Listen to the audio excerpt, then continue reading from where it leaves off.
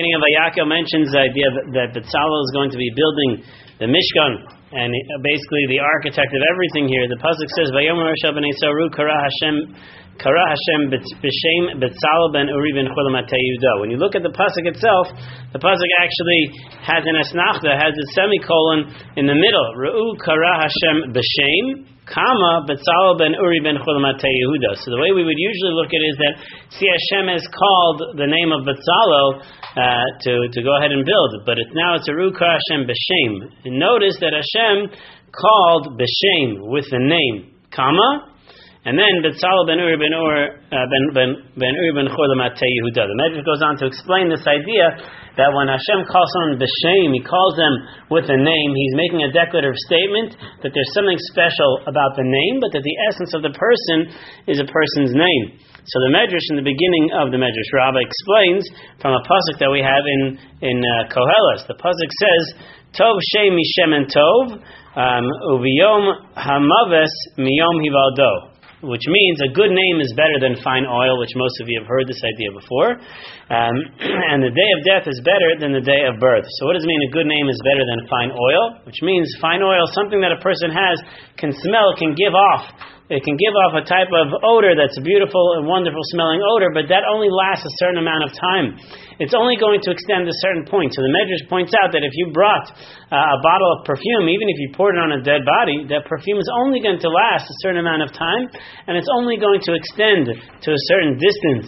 Unlike that of a shame, a person's name can go to the end of the world, which means Tov Shem Mishem and Tov. The play on words over here is that although oil looks like it's something so beautiful, so pungent, so powerful, but a good name that a person has, which may not seem so powerful, actually has a greater ability to extend to the world. And the continuation of that medrash is that V'yom HaMavis Miyom Hivaldo, the day of death is greater than the day of birth, because when the day of birth comes, we look at the surface of something and everyone rejoices over that which is here. Look, there's such opportunity, there's a great new person that's in the world, but the day of death is better.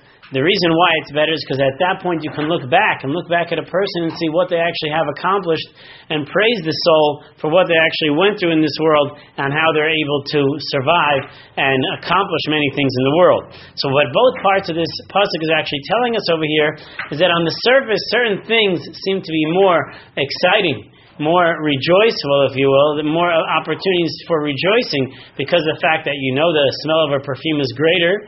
It's right there in front of your face, as opposed to the name of a person you may not necessarily recognize it. So too, when you look at birth is exciting and it seems like it's such a wonderful thing, but there's so many unknowns and pitfalls that come along after how the person is going to handle this world. Whereas the day of death, you can actually look back and see how great a person is going to experience that. The Midrash goes on to explain the parable about two ships that are coming into the port. One ship is leaving and the other one is coming in. Everyone's rejoicing as the new ship leaves. And not too many people are rejoicing as the old ship is coming back.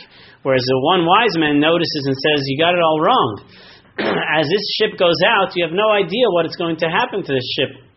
What the sea is going to do to it. Whereas this one that's coming in, sure, may be old for you because they're coming back already, but the fact is, now we can actually look at all the wares that they brought, we can look at all the amazing accomplishments that they have, and notice that they're actually safe.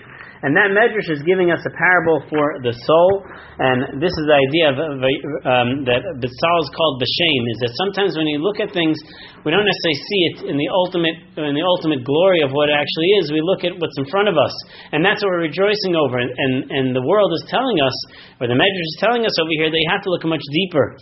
You have to look much deeper because the human body is going to go through travels. Don't look at the beginning. Rejoice at the end. Whereas other people would be crying over death, it's important for us to be able to find opportunities to quote-unquote rejoice to see the accomplishments that a person has actually made. And so therefore, when it comes to the building of the Mishkan, what is the most important thing? It's not the person who is the smartest. It's not the person who has everything, who can commandeer all the people. It's the person who has the greatest shame, who has the greatest opportunity to make God's name great and make the world great through God's name, not just something because he is somebody great. So this is one aspect of the Medrash is teaching us over here, is to be able to look past the surface and look into the deeper things that have the real meaning in life. Rabbi Nachi Klein